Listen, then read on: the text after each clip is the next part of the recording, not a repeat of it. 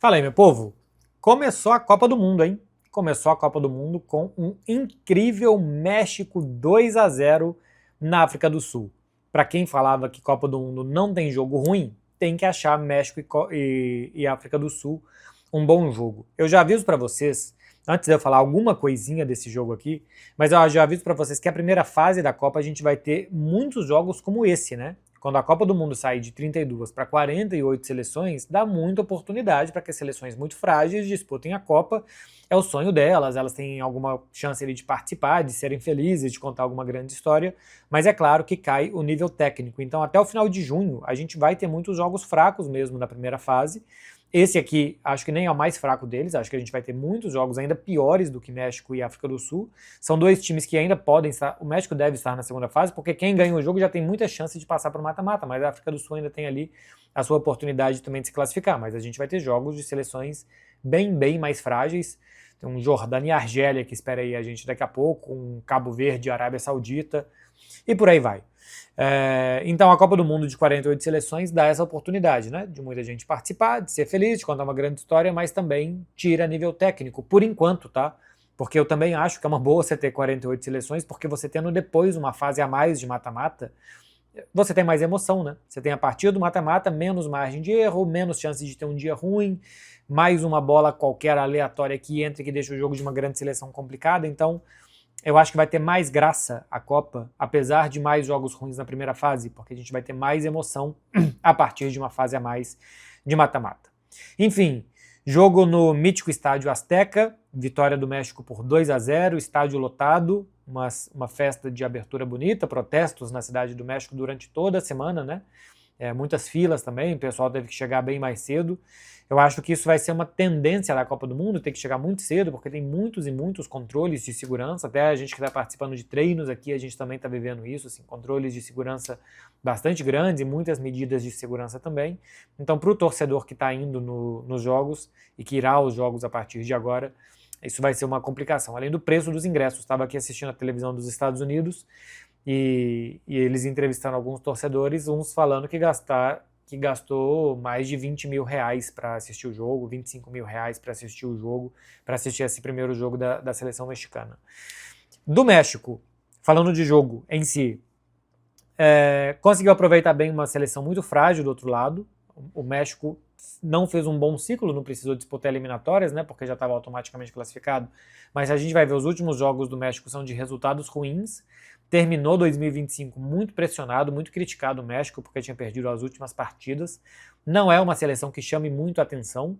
Se você vai pegar a seleção mexicana, não tem muitos jogadores famosos, jogadores em grandes times, como a gente já teve antigamente, seleção mexicana sim, com jogadores em clubes importantes. O mais famoso, que mais chama a atenção deles, é justamente o Raul Jiménez, que fez o segundo gol da equipe, o Quiñones, que fez o primeiro gol e joga no futebol do Oriente Médio. Tem o Edson Álvares, que jogou no Ajax por muito tempo, que joga no Fenerbahçe, mas não é uma seleção de grandes e grandes destaques individuais. Tem um garoto que entrou no segundo tempo, Mora, 17 anos, mais novo a jogar essa Copa do Mundo, esse vamos ver se vai ter futuro, o que vai ser dele, mas não é uma super geração mexicana. O debate que tinha aqui essa semana, e nos Estados Unidos tem muito canal de televisão para público mexicano, né? Então, canais de esporte aqui, por exemplo, que falam em castelhano e falam para o público mexicano. O grande debate essa semana é se deveria jogar o Ochoa na sua sexta Copa do Mundo ou jogar um outro goleiro mais jovem que foi convocado pelo Javier Aguirre. Então não é uma grande seleção mexicana, mas que se aproveitou de outro lado de uma seleção muito fraca, a seleção da África do Sul, que tentava sair jogando e o primeiro gol sai exatamente num erro de saída. O México pressionava bem. Quando conseguia vencer a primeira linha de marcação do México, não conseguia acertar passes na frente para gerar ataques perigosos. Foram só 3 finalizações da África do Sul em todo o jogo, muito pouco. O México finalizou 16 vezes.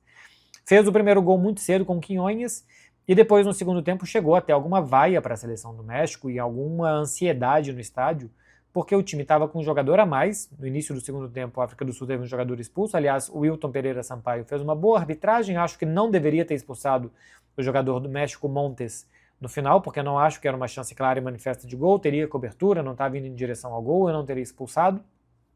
Expulsou o Wilton Pereira Sampaio, que expulsou também 2 jogadores da África do Sul. Um também por fazer uma falta sendo o último homem, e depois um jogador que deu um tapa no rosto de um jogador do México, né? parecia que ele estava só querendo ganhar espaço ali, mas ele tentou dar um tapa no jogador mexicano e foi bem expulso pela arbitragem brasileira.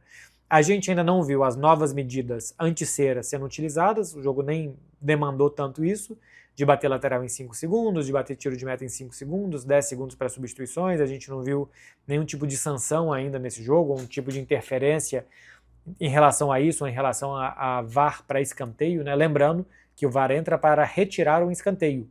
Então, se o árbitro deu um escanteio, que na verdade era tiro de meta, se ele considerou que a bola bateu na mão do goleiro antes de sair, ela não bateu, era tiro de meta, ele deu escanteio, o VAR entra e reapita o lance para ser tiro de meta. Agora, se o árbitro deu um tiro de meta em uma jogada que era para ser escanteio, aí o tiro de meta é mantido, ou seja, o VAR nesse lance de escanteio ele serve pró-defesa.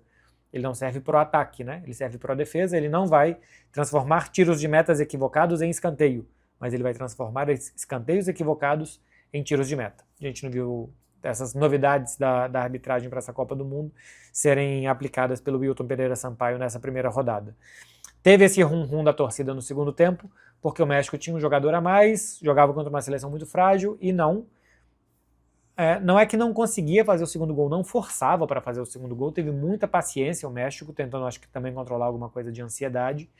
E depois o Raul Jiménez fez o segundo gol, aí sim um gol que deu mais tranquilidade para o México garantir a vitória. Até poderia ter feito mais, eu acho que deveria ter ido tentar fazer mais gols, mas a expulsão do jogador mexicano, por exemplo, é porque com 2 jogadores a menos, a África do Sul ainda conseguiu gerar um contra-ataque, que poderia gerar um gol, e aí o Montes fez a falta e foi expulso para a próxima rodada, que é contra a Coreia do Sul, né?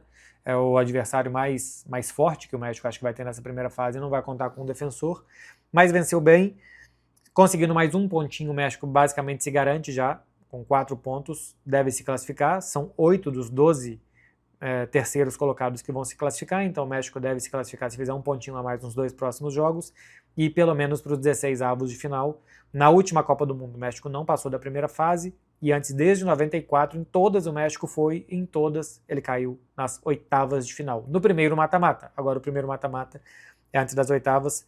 Veremos, meu povo, o que mais aguarda a gente na Copa do Mundo e o que mais México e África do Sul podem nos oferecer. Tomara que seja mais do que eles ofereceram nessa primeira partida. Valeu, gente. Até mais. Continuem aí para mais vídeos.